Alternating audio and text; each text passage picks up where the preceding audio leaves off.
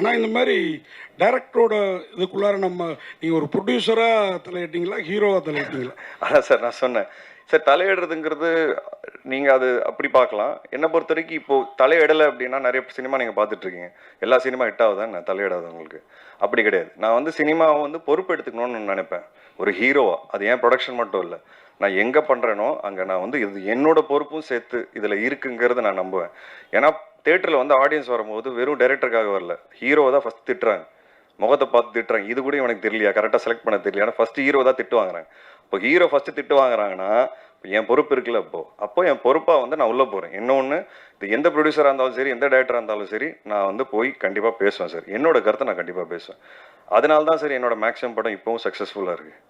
ஏன்னா நான் பேசாமல் இருந்தேன்னா அது ஒரு டைரக்ஷன் மாறிடும். நான் சொல்ற படத்தோட அந்த அவுட்புட் மாறும். நான் நிறைய இடங்களில் பேசுறதுனால என்னோட அவுட்புட் கொஞ்சம் பெட்டராக வருது சார்.